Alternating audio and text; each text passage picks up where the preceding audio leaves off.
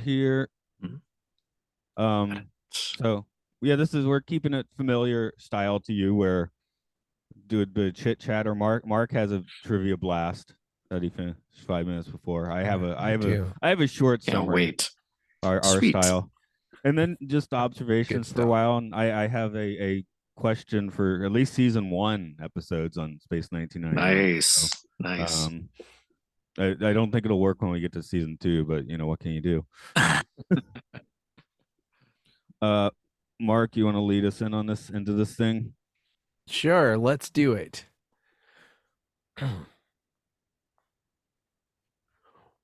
Welcome to Podcast 1999, the podcast about Space 1999, The future is now in the past. the future of 1973. Yeah, if we're going by filming dates. Yeah, sure. Yes, I did not sound certain. Hi, this is Matt here. This is Mark. And our start actually this is starting our not the first we recorded, but starting our tradition of bringing on people that actually know about this show. Since two guys who only kind of know about this show started this show. It's John Champion from Mission Log. Howdy. Hey, good to be here. But I will be honest with you. I mean, Space 1999, I remember very well watching it when it made the jump over here to PBS. So I was really, really little. And I remember that being in the zeitgeist because I was into Star Wars and Star Trek and Galactica and everything else. And then I did a big rewatch when the DVDs and then the Blu-rays came out. But that's been a while. So I'm kind of rediscovering it along with you. So I appreciate this opportunity. Yeah, I pretty much had my run in with season one about 10, 15 years ago, but have never season two will be new to me, so we'll see how that Oh, goes. cool. Cool. And I'll tell you Uh, that I regret to this day that I sold my Space 1999 tactical manual to a friend at school. But I held on to all my gum cards, the Space 1999 game, all the Eagle models I've collected over the years. So still have all that.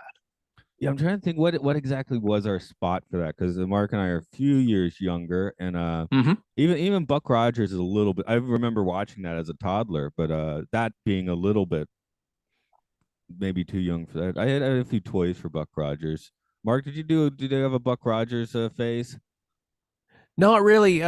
For some reason, when I was a kid, I don't think Buck Rogers was really coming on. I think we kind of went over this before, but I didn't have much of a relationship with it. As far as space stuff, when I was a kid, it was mostly Lost in Space and Star Trek. And I didn't see Space 1999 until internet times. And I watched it all over the place randomly. And this is my first real focusing on it, which Well, is good in because 1999, it didn't have like a real thriving life in syndication. It just didn't.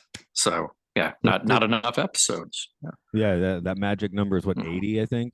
So yeah, yeah, get around 100. But yeah, if you can hit 80, you're gold. Yeah. most Americans I talk to about it don't know what I'm talking about. So that's I don't think I have much of a presence here. well, maybe we can start to remedy that. Yeah. There you go. We're talking Black Sun today, which is third for us, third in production order. Sorry, I'm starting to do Mark's thing. So Mark, you can do your thing. Here we go. Before Matt interrupted the trivia, here's the trivia. This is the third. I was just going to say that every time. This is the third episode in production order and was directed by Lee H. Katzin, who also directed the pilot Breakaway. He was contracted to direct more episodes, but was not asked to come back because the filming for this episode took 3.5 weeks instead of the allotted 2 weeks. Although one of the reasons for the length of the sessions was because ITC New York's Abe Mandel ordered script changes after he was sent a copy of the then completed episode. Mandel ordered the episode be jazzed up because he thought it was paced too slowly and, according to him, impossible to understand. After this, all subsequent scripts were required to be sent to Mandel in New York to be vetted before production, which became a constant headache for actors who had to stay up late learning short notice script changes. The episode was written by David Weir, and it's his one and only Space 1999 writing credit. Indeed, his last writing credit period, according to IMDb. He previously had written episodes of Quiller, The Main Chance, and his first writing credit was an episode of Danger Man. Weir's script was originally too long for an episode and was edited down to fit into an hour by story consultant Christopher Penfold, who also added the conversation with a female deity to the script. Weir used the title Black Sun because in 1973 the idea of a black hole was still only a theory, and the term black hole only dates back to 1967. So this was cutting edge stuff. The episode was later edited together with the episode Collision Course and shown as a TV movie called Journey Through the Black Sun. The tagline for that TV movie was, "Its force can bend space and time. Nothing can escape it. And someone is drawing them closer." It's a mouthful. Our main guest star this week is Paul Jones, playing the ill-fated pilot Mike, among many ill-fated pilots that we'll meet in the series. He was most notable for previously being the singer of Manfred Mann, who were famous for the song "Do-Wah Diddy Diddy." But he still continued acting. What did he do? Appeared in Great Big Groovy Horse and Saturday Stay Back, as well as starring in Uncle Jack as several series such as Uncle Jack and the Loch Ness Monster and Uncle Jack and Cleopatra's Mummy. As for the main cast, let's talk for a second about Barry Morse as Professor Victor Bergman. Morse was born in London in 1918 and got a full scholarship to the Royal Academy of Dramatic Art at the age of 15. He followed that up with several stage productions and appeared in several of the BBC's earliest ever live TV broadcasts in the 1930s. He moved to Canada in the 50s and 60s and starred as Lieutenant Philip Gerard in The Fugitive, which is how most Americans know him aside from this series, Space 1999. But it's worth noting that he also showed up in The Twilight Zone, The Outer Limits, Tech War, Dear Liar, The Zoo Gang, Welcome to Blood City, and his final role, Old Man Number 2 in I Really Hate My Job. He passed away at the age of 89 in 2008, leaving behind 3 children and an estimated 3,000 plus acting roles. Morse will only be appearing in season 1 of Space 1999 for reasons we will get into on a later date. Okay. Over. Right. Got you. So let's see how this summary goes, because I wrote it at 1 a.m, went to bed at 1:30 a.m, woke up at 6:30, and now I'm talking to you. So I have not looked at it yet. Right on. I cannot wait. Moonbase Alpha is approaching a dangerous asteroid. It goes from a miss to a hit, but some kind of gravity pushes it in another direction just in the nick of time. The bad news is this is due to the supergravity of a black sun that Alpha is now in the gravity well of. This becomes clear when crewman Mike takes an eagle to investigate, gets stretched into infinite spaghetti, and then blows up real good. Science officer Bergman has the idea to create a force field that will allow Alpha to skip off the black sun's gravity. The odds are not good, though, and Commander Koenig has the computer choose 6 people to crew a survival ship. The force field plan works out, but not until the crew of Alpha experiences time dilation psychedelics at the hands of the black sun's supergravity. Somehow Alpha and the quickly reclaimed survival ship were slung halfway across the galaxy by the black sun, and the moon careens off for future adventures laced with existential dread. I'm not 100% sure about that across the galaxy. Was that right? I wasn't fact checking at 1:30 in the morning. They say in the episode that they've ended up, I think they said in another part of the universe, but if we use those interchangeably here, I'm not going to get mad about it. Yeah, I was like, they said they're a million light years, which they said other part of the universe, and they said a million light years. I don't know if a million light years actually would take you to another part of the universe, but it would get you pretty far. Because our galaxy is 100,000 light years, edge to edge. So a million light years is pretty damn far. Yeah, maybe it would get them to another galaxy. Okay. They're somewhere. Yeah. So it's much deeper exploration. Although once you're trapped that far away, does it really matter how far away you are? Because oh man, if only we were 99 million light years away, then we'd feel much better about it. I mean, they But couldn't do it. Oh, go Say ahead. what? I would say that this is one of the few series like this, and I'd say Firefly and a handful of others, where you really need to watch in production order. Like with Star Trek, I didn't care when we did TOS. If you watch it in production order or air date order, it doesn't matter. And the DVDs are packaged. Um, but this being the third episode filmed, it's important that it comes early in the season. It works so much better because then that sets you up for them being far out with weird encounters for the rest of our time on Alpha. If you just watch the other episodes that aired before this, you're like, who are these aliens and why are they so close? You know, how far could we have gotten away from Earth in 8 weeks? Not very far. We did actually record the fourth episode first. I hate doing inside baseball, but I was definitely saying stuff like, how do we get so far away? This can't be this right. Moon can't be this fast. Right. Anyway. Right, exactly.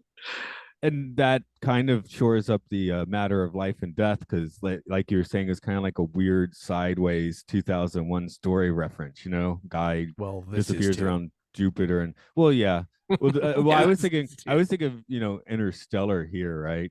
Which is 2001 also. I mean, Right. it's okay to keep doing 2000. It's okay to do 2001 a bunch of times. This is another, we're doing it again, and that's cool. Also, you can't accuse of doing Interstellar 30 years before Interstellar, or 40 or whatever it was. Well, 40. I also said, I mean, that episode also did Prometheus. Okay. Yeah. Matter yeah. of Life and Death. Right. Well, again, you're pre, you know, you're right. They're ahead of the curve. That's why it's an influential show. They predicted Prometheus. Good job. Now, Mark, I think you've always been annoyed with Matthew McConaughey's, I forgot his character's name, but Fate entering the black hole for Interstellar. You don't like that. How about Mike's entry into the black hole? The only thing that really annoyed me was the survivorship just showing back up at the end. That was way too convenient. I hated that. I absolutely hate. I mean, don't get me wrong. I love everybody on that ship, and I love every eagle like a dear part of me. But there was a much better way to write that little bit of Deus Ex Machina. They could have attempted to fly out. The hand of God could have slapped that eagle right back down onto the launch pad. Any number of things to just keep them under the force field, and that would have been fine. I would have been absolutely happy with that.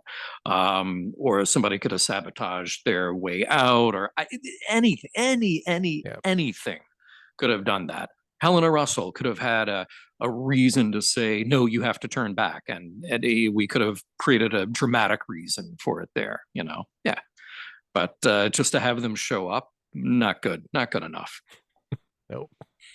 I mean, the script might have had that, seeing as it seemed to have been heavily edited. That's really what I'm thinking, is that there's I don't think the meddling made this better.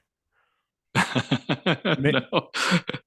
I mean, maybe it annoys you, but it doesn't annoy the script editor Mark mentioned, whose name is Pendleton or whatever he said. You're the man with the Christopher Penfold. Oh yeah, I wasn't too far. There we are. Okay. Very close. Yeah. Yeah. So that might have been a suggestion, like, oh, we don't need this story beat. But well, yeah, he edited it first, but then it was edited again by the guy in New York, Abe Mandel. Right. The bane of the show. Too many cooks. You could have lost some stuff at the top of the show, and then just cut in a very dramatic or very action-filled scene at the end. Crash another eagle. Seriously, just slap that thing down on the surface of the moon, because they love doing that every episode. So why not? Yeah, we should start keeping account of how many eagles blow up. The answer is all of them. I mean, the Moonbase Alpha theoretically would have a lot more of these than, say, you know, like a starship, where you're counting the shuttlecraft from Voyager. It's like, well, Moonbase out, they probably have a a hangar of them. A hangar. Yeah. They probably have actual production capabilities. Exactly.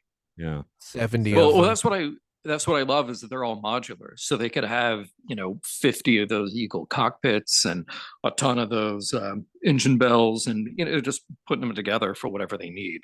So I can kind of cut them a little slack on that. But I mean, the surface of the moon is just littered with eagles everywhere. It would be really cool if they decided to make that, because it kind of looks like the architecture of Moonbase Alpha. If they just had Moonbase Alpha get smaller and smaller because they keep building eagles out of all the parts, and then by the end of the series, it's just like That's a true. garage. Yes. Yes. I do know one season 2 spoiler is they are going to pare down that awesome control center, which is too bad. God, it's oh man, that set is so beautiful. And look, I'm sure it'll come up any number of times you talk about this show and with a lot of the guests that you have. But one of the things that I love about 1999 is that every single detail is so intentional and it all belongs together. It's like, okay, you look back at Star Trek TOS and it all looks great. And you go, okay, like all of this stuff belongs together. But then they'll throw in a really weird thing. You just go like, okay, they got lazy there. Like Dr. McCoy has this prop that is literally a toaster with some buttons on it. And you go like, all right, you had my suspension of disbelief for a while and then you pulled that.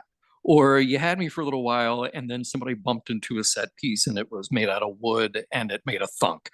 But all around Moonbase Alpha, like all of those set pieces are gorgeous. Everything down to like the lamps on the desks and then that huge computer wall in main mission. It's beautiful. In fact, it's too beautiful. It's so beautiful that that as soon as they're finished, it's like even then, okay, it's out of date because we bought everything off the shelf looking perfect. And now that is going to be out of season in about 6 months. Yeah, but it's very hip 50 years later.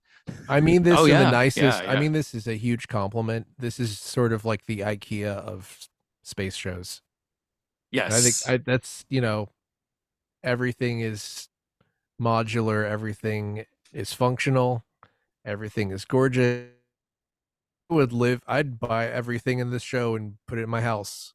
Oh, I don't care. But here's the thing. But it's IKEA in the way that when you go to IKEA and they have a team of expert designers putting that stuff together on the display, and you walk through and you go, "Oh my God, this is amazing! I want to live in this." And then you buy like 5 things for $100 and you bring them home, and your home then does not look like that display you walked into. Exactly. Or you buy a lot of the cheaper stuff and it looks good and then it breaks in a couple of years. Yep. Like Exactly. I've had those dollar IKEA plates. They look nice, but man, when they break, they shatter into a billion shards. Yes. Whatever, it's the price you pay, I guess. Mark, I can ask how that worked out for me because the only time I really intentionally interior designed something was that Atlanta apartment. So I don't know. I thought it looked nice. Okay, just wondering if we hit the nail on the head there or not. Yeah, I mean, it's good. I think maybe did I like make you hang out at IKEA a whole bunch? That seems like something that would have happened. I think we ended up getting most of it from not IKEA, but some of it was IKEA because especially when you're in your mid-20s, IKEA is like a wonderland if you're moving into a new place or something. Yes, I haven't discovered how bad it is to use credit cards yet. There's some irony dripping in that statement. I did wonder, like on Japanese news a lot, they'll have these big weird displays, like sometimes handwritten and stuff, or models. There was one of the boy band guys like got drunk and ran across a park in Tokyo naked. So the next day they had like built a model of central Tokyo with this park and we're like showing he was here, then he was here, and it was just insane. And sometimes it looks like the news lady like stayed up all last night like making her handmade thing to show on the news. And this happens now. This is not a thing from the past. So I was sitting there thinking if Victor Bergman had built that Moonbase Alpha set like with only 12 hours to go, and he just like really got built in that little plastic force field thing he had. I was like, especially, I mean, he had to make the plastic force field, right? So it fits over perfectly, all that. This is the thing. We could imagine a future now where you could 3D print anything you want in, I don't know, a couple of hours. That's probably more likely than a future with a ton of eagles or a transporter or faster than light travel, actually. Yeah. Well, I wondered about that. I mean, first of all, I want that model. But I thought, yeah, if we've got a factory that's building Eagles somewhere in the, underground depths of Moonbase Alpha, there's also a model shop there, much the same way that, number two pointed out to Dr. Evil that they have all of their assets spread out in different businesses, including a company that makes models of little businesses. So they've got that on Moonbase Alpha as well. But I wondered, in production, not in the universe of the show, but in production, is that model a production model of Moonbase Alpha? Like, is that one? I assume that Brian Johnson built it, and maybe for some, far away shots or whatever, they actually use that, and they're like, no, here we have this. Just give it to Victor Bergman for the shot. That makes sense. I mean, it's possible that like they just have that around, because keep in mind when it was circling the Earth, they would have the visiting dignitaries and stuff. So maybe it's like, oh, here's a model of the whole place. So Yeah. It does make actually a bit of logical sense just to be there. But I did, yeah, just think of the Japanese news ladies. I was thinking of Victor doing the same thing. Hey, by the way, since we were talking about Victor, and there's so much good stuff to say about Barry Morse, but we were talking about at the end, and the unfortunate return of that eagle that just didn't work. One of my, and I have many favorite moments in this episode, but one of my favorite shots is that very last shot of Victor walking down that hallway in Alpha, and he's got the cigar in his hand, and he just turns around. Is he looking at the camera? That's kind of what I was thinking. Who's he looking at? You. Was it did the director say something off stage and he just like turned and acknowledged it? And there's like, no, keep the shot. It's good. I think he sort of is looking at God or the lady he was talking to, because he says something brought us home, and then there's that shot where he sort of is like, "Here you go." Here's there she is behind that door where the where the little people mover just went away. I mean, I guess technically she's everywhere. This is one of those things where I think it dips into Eastern philosophy, but maybe not quite enough, because I feel like the god or whomever is saying really important things to them, that every star is everything and everything is everything else. But the most important thing to them is just that they don't die and that their friends come back. It's more like, yeah. I'm not saying that necessarily they should have some kind of arc where they're all forever changed because they learned so much, because that's not really going to happen. But it's just interesting where it's like, there's a god. What are you going to do for me? Oh, thanks. You know what I mean? Well, my note for that bit is God is Dr. Russell ? So I guess that's what I thought. He was looking at Dr. Russell just to answer your question. Maybe. Nice. I mean, I think it's unfortunate that the spiritual side of this is given such short shrift, because it's cool that they would go through a profound thing that would have to at least change somebody, whether it's Koenig or Bergman or Russell, anybody. You could literally just pick any character and say, okay, well, everybody else may still have this very materialist scientific view of the universe, but somebody was profoundly changed by this experience. But what we get of the experience is so little. And like you just said, Matt, it really is just about like, oh, we come out of this okay? All right, fine. All right, then let's move on.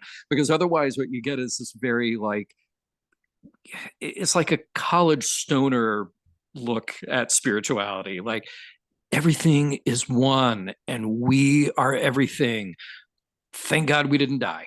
And like that's it. That's it. My big takes on the trip sequence is one, well, I guess the brandy was spiked by a scientist. And I was like, they're remembering all that time they had those sparkly curtains in their door.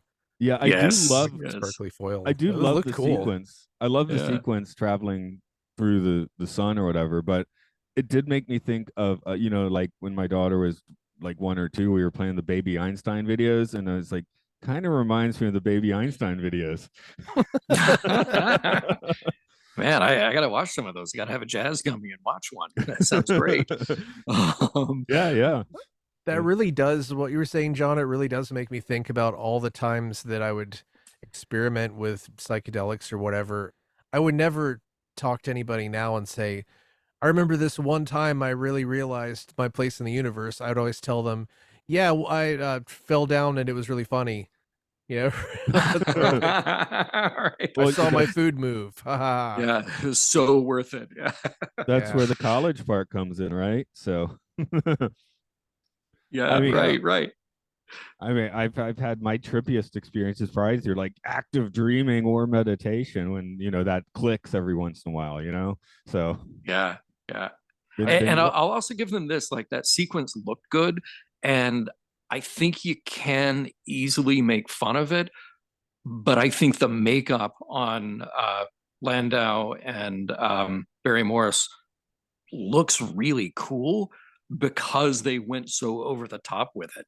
Like they just, it's like, no, we're not even going to be naturalistic. We're not even going to try to fool you. It's just so extreme that I love the juxtaposition, because again, they are doing 2001 in that sequence, and it's just like Dave Bowman waking up and seeing himself as a decrepit old man, or seeing himself as a star child. I think it all works because it is so surreal.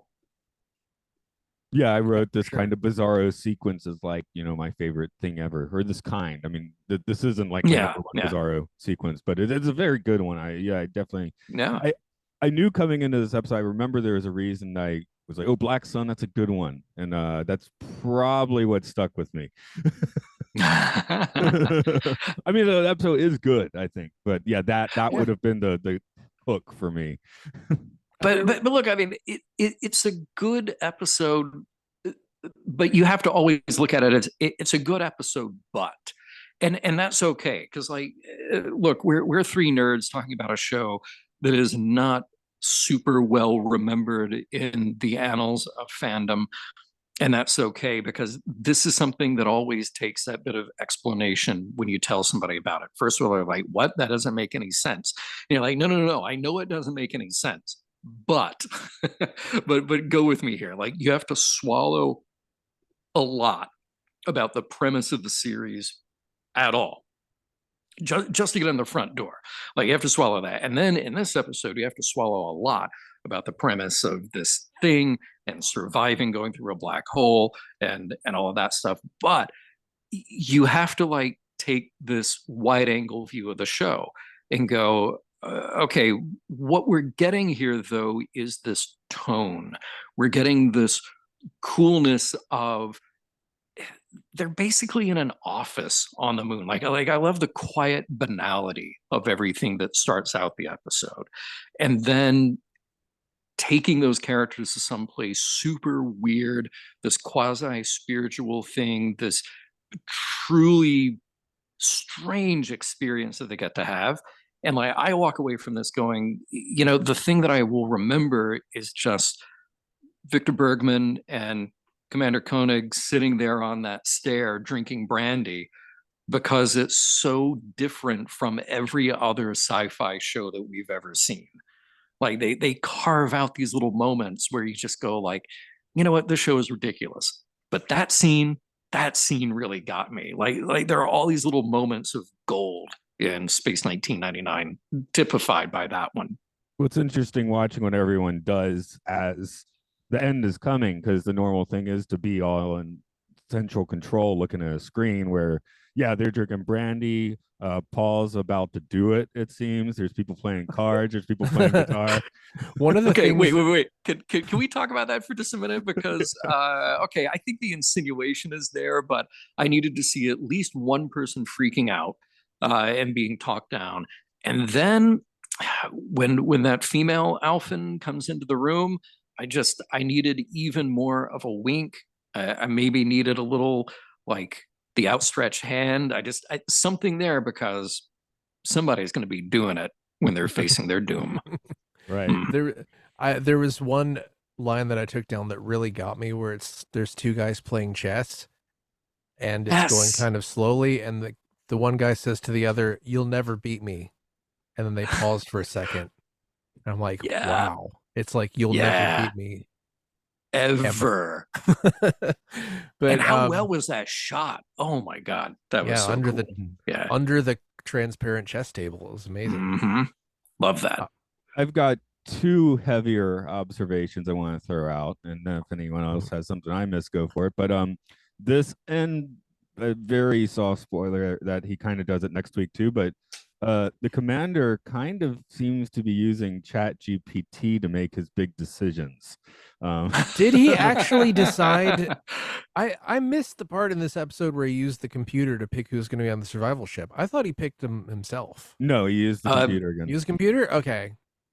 Point of order, both of you. I believe the term is computer, not the computer. You're right. You're right. Yeah. Computer. Okay. He used Apologies. computer. Yes.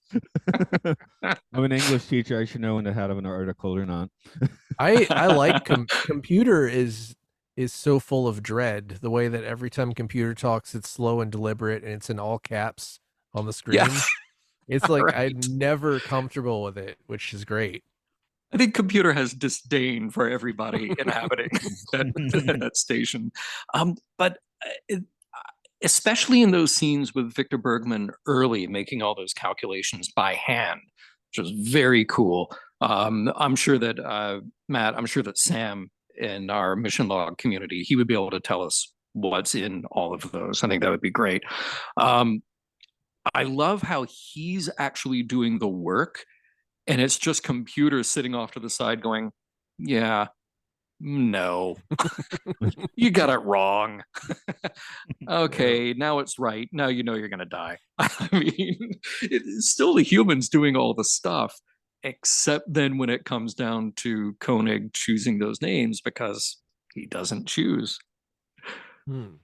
But yeah, I'm like, even now I'm like sitting here like, is that a good thing or a bad thing? Because I don't know. Sometimes if I have a decision to make, I'll I'll base it on some, I'll roll a dice, and make the decision based on the dice. So it's kind of the same thing. But I guess using computer for that is maybe more logical.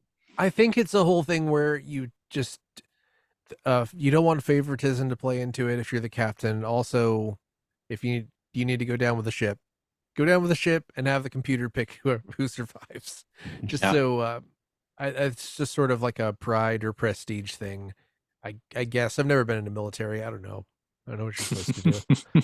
Well, this is a civilian outfit, though. I mean, these are basically astronauts, right? So, once you're in this thing, I don't know. Yeah, I guess they are working for what was that guy's name? The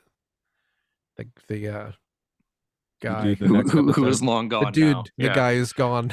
Yeah, that jerk. Yeah. So, but they're definitely like less paramilitary than on, Star Trek. This is more like a it's more like Alien. Yeah, it seems a little higher class than Alien, but something like I was thinking like the boats that we're recording this in June and people are hearing it later, but the boats that just went out to try and salvage the Titan submarine, that kind of thing would be this kind of structure, I think. So and that is a cool thing that I like about this show, where they're just kind of working people, and again, like I said, that kind of banal, like we're just in an office, and it's quiet most of the time, and just people kind of going to and from work. I like that we spend time in other episodes. We just spend time in their quarters, and they're doing leisure stuff like that. That's one of the charming things about the whole series. Yeah, I like this reaction.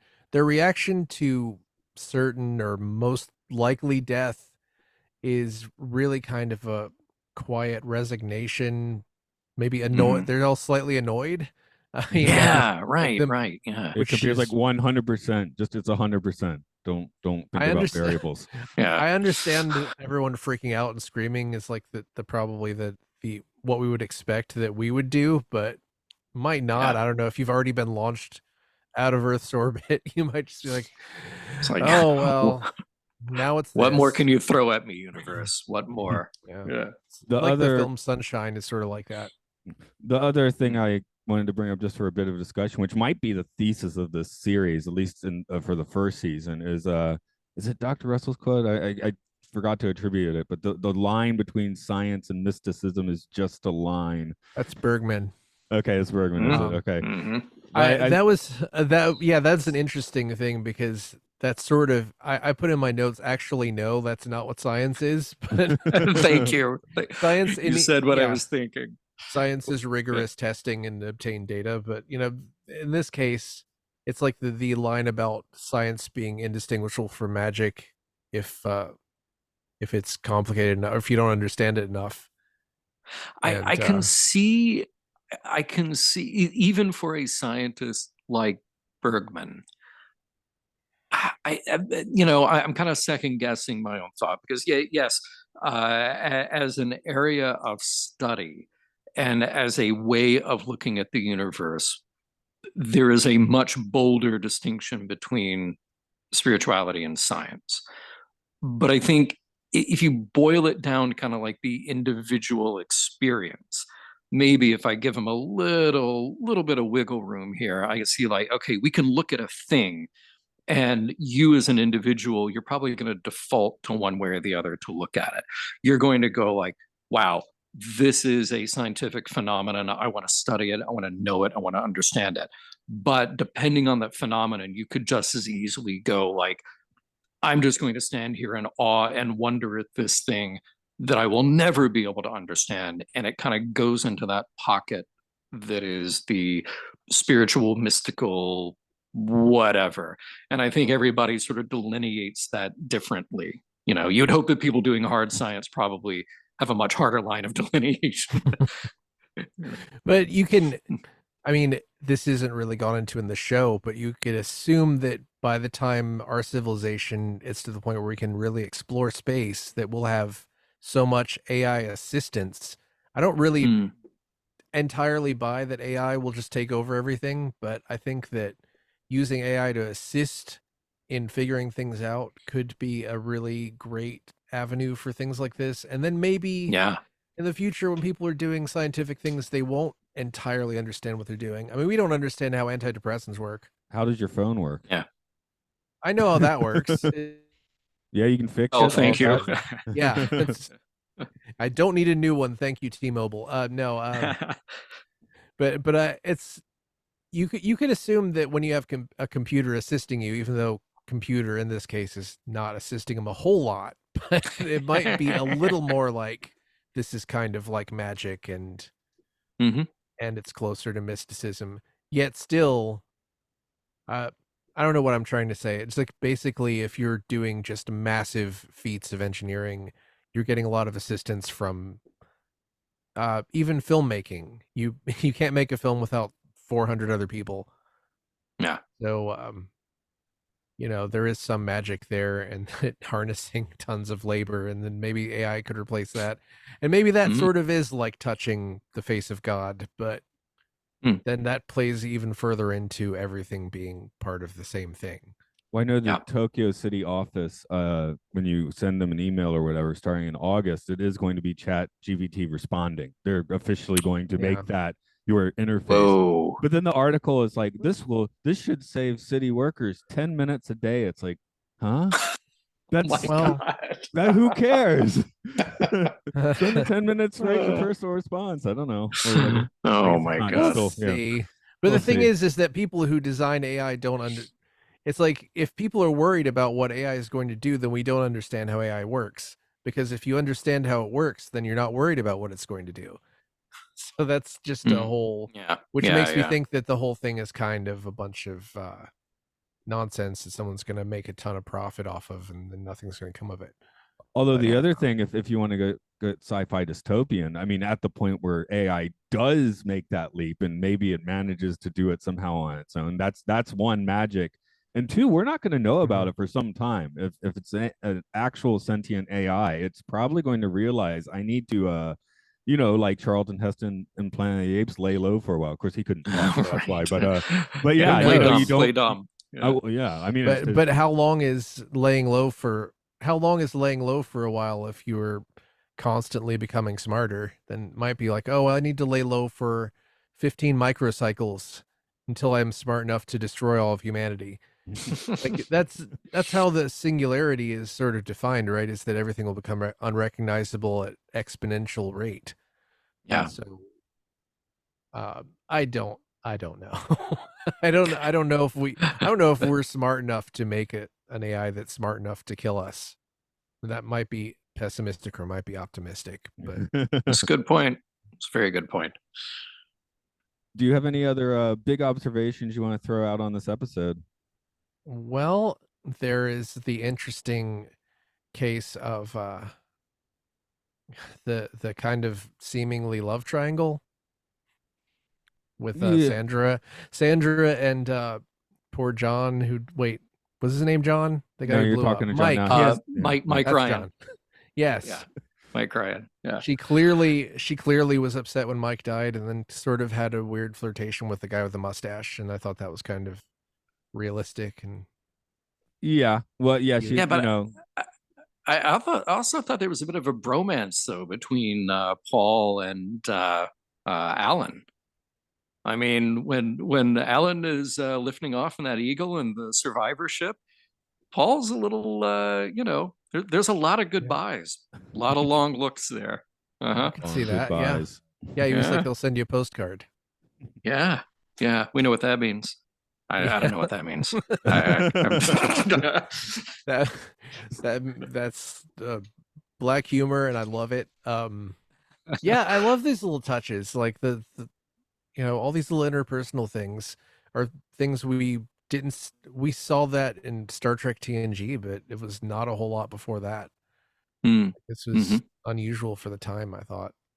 Yeah, because you have your hero characters on the bridge or whatever, right? Which is they're just there when they need to be, and they're on or they're drinking brandy.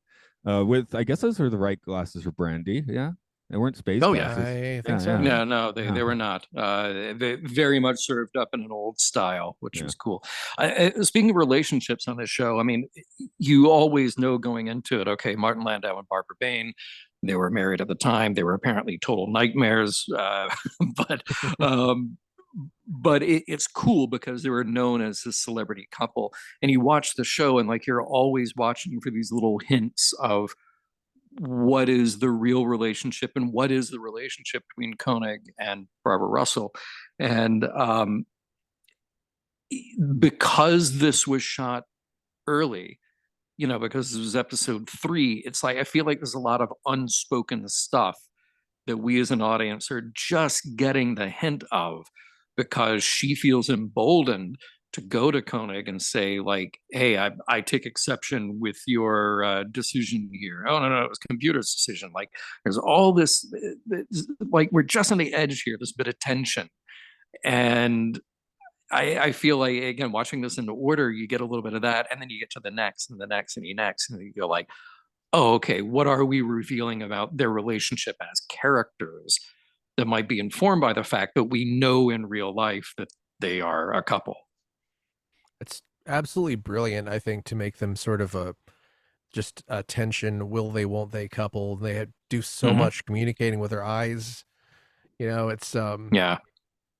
I don't know. I don't know about a whole lot of other instances of married couples being cast opposite each other and things. It doesn't seem common, but I think a lot of times it's either, well, you cast them as the married couple, or you cast them as people who hate each other.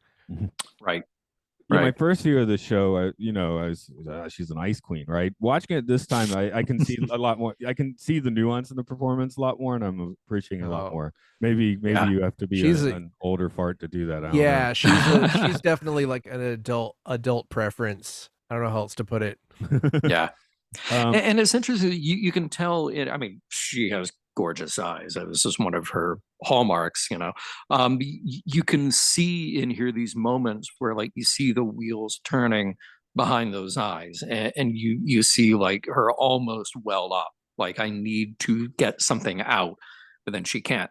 Part of the problem with her performance in 1999 and with everybody is that, again, it is so calm. Everything is calm because we're supposed to get this tone of like, These are pros. They're working in an office. Not everything is heightened drama. That's fine. She takes it to an extreme because as a model, she was so kind of conscious about her on-screen image, and she got approval of all of her shots. So that's something you'd never let an actor do. You Wow. just I had don't. no idea. Well, Yeah, I guess that's why she's a yeah. nightmare on set. Right. Well, you know, their marriage lasted out of the two. Their marriage Yeah, yeah. lasted longer than 19 years after Andersons. this. Yeah, yeah. The Andersons didn't make it to season 2. That was true, right? Just the question that we're at least throwing on the season 1 episodes is working out percentages. Basically, how much of this episode is sci-fi fun and how much of it is existential dread? Ooh, sci-fi fun is 25%. No, it's 30%. Because you get you get a little bit of eagle porn, but not enough. Really that's what we want out of every episode. You get I love the juxtaposition of Bergman doing the calculations and the computer just checking his work.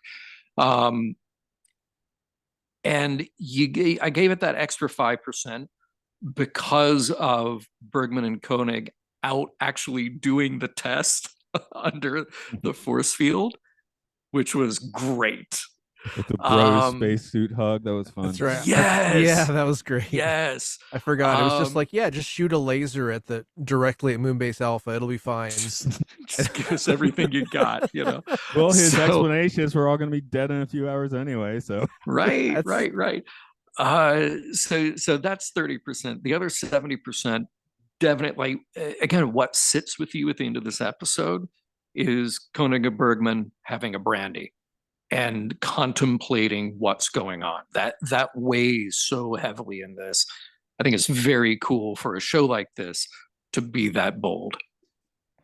Oh, my split's slightly different. I'm going 80% for the dread, 20% for the fun. Though Okay. I think there's some nice overlap in that, maybe extra 10%, because some of it's both. I mean, the whole sequence at the end, the old men scene, that's both at the same time.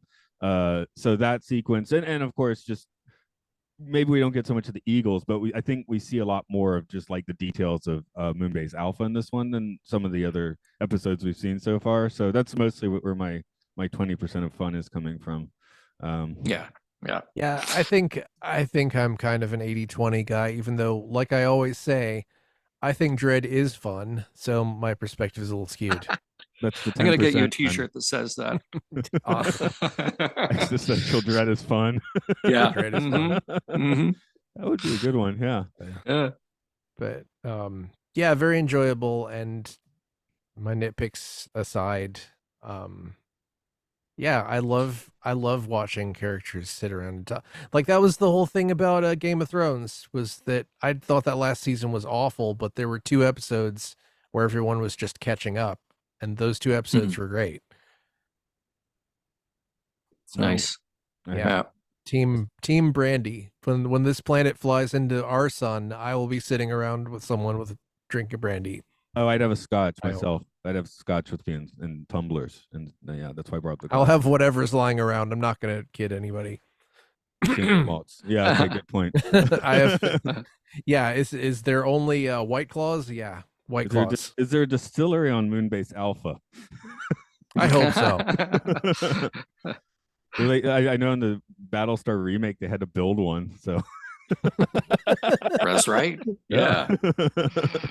Well, there would be a microbrewery on anything that was established in space. Oh, they're making right now moonshine. Yeah.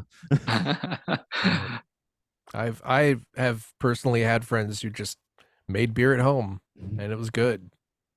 Well, I guess we're gonna fly into the sun. The black sun or the real black sun? sun? The black sun. I'm a black star, just like David Bowie. John, don't say that. What? Bad Yeah. luck. Oh, is it bad luck? I don't know. Cool video. I don't know. I just don't say that you have that was the thing Bowie did before he died from Black Star cancer or whatever. Don't do that. I'm gonna call that his best album, so whatever. Wow. I'm Okay. gonna go that far. I'm gonna go That's- that far. It's Okay. haunting. Yeah. Lots of dread in that. Yeah. So John, it is September 27th, just to really blow your mind. If you would like to Whoa. talk about what you do from that future perspective, the moon's been out of orbit for 2 weeks, blah blah. Let's see, September 27th. That's a good 6 weeks after the Vegas Star Trek convention. Don't know that I have any travel planned around there, but I will theoretically still be cranking out mission logs. So there will be that on the table for me. Whether or not there will be mission log live, not sure, because maybe we'll have lower decks on at that time. Maybe not. Hard to predict the future, you know. Yes, that's the weird part of advanced podcast recordings.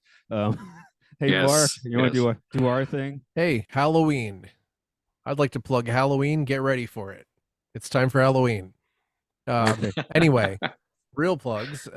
You could find us on patreon.com/podcastius. You could get some outtakes, some bonus content.